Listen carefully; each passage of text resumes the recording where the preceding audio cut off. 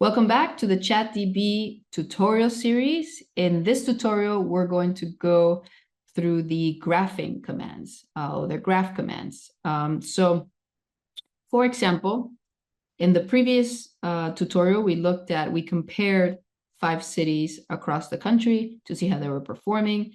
And we saw that Manhattan has the highest, is first in race diversity. Now we can go in to the graph command. So again, slash graph, and we're going to graph at the city level. You could graph at the city level or at the census tract level.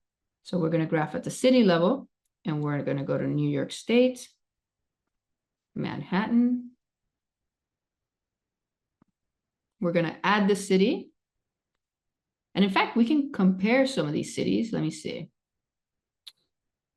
Who else was there? You can compare Miami to, or look, let's compare the 5 boroughs, actually.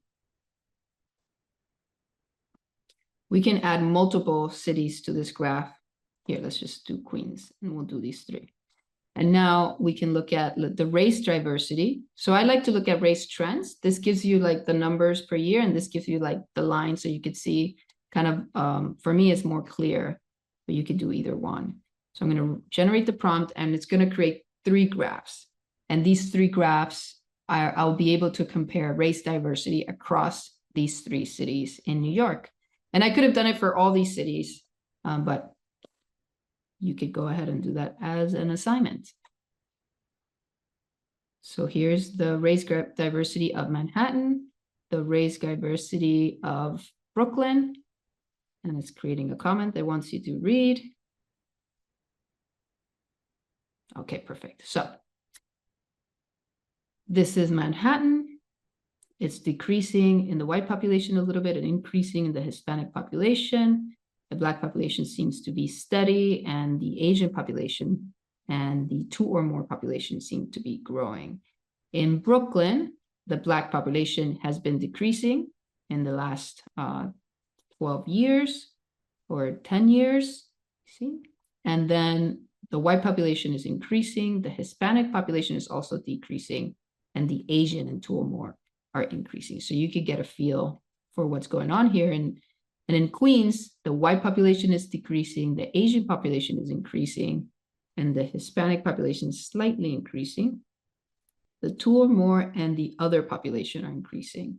We would have to see what the Census Bureau considers in these races. So you can compare these cities to see how Manhattan was number 1.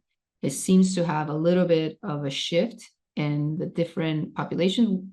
I would want to see now, in this case, in Manhattan, what the actual breakdown looks like. So I'm going to go to graph, city level, New York, Manhattan, add city.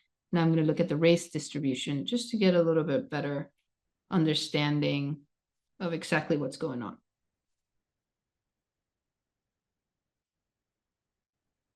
Okay, so you could see if the change was gradual or happening in the last couple of years. Again, it's writing some comments for you to consider. And there's like a bigger drop between 2021 and 2022, which is interesting.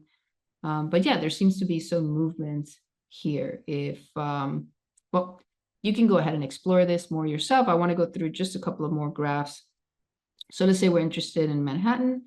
We also want to graph at the city level, New York.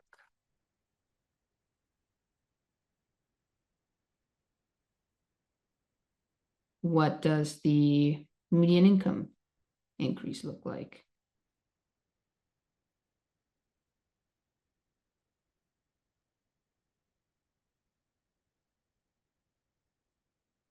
Interesting.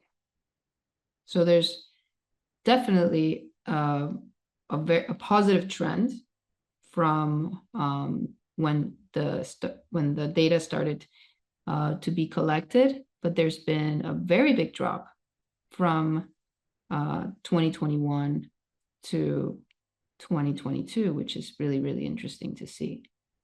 I wonder. So yeah, the idea is you could graph any city, at the census tract level as well. We're going to go through the map command next, and we're going to look at the census tract level, some of these city maps. And once you get to that census tract level visual, you can go back and do and I'll do just one real quick. We can track at the census, so we'll do New York, Manhattan, and we'll just pick any census tract to see how it's doing in, let's say, population. So again, it works in both levels, city level and census tract level. And here it is, very, at this particular tract, and I wonder where it is losing population fairly quickly. So it's interesting. I'd love to learn more about that. So with that, I conclude the graph command tutorial, and next I'll look into the maps command.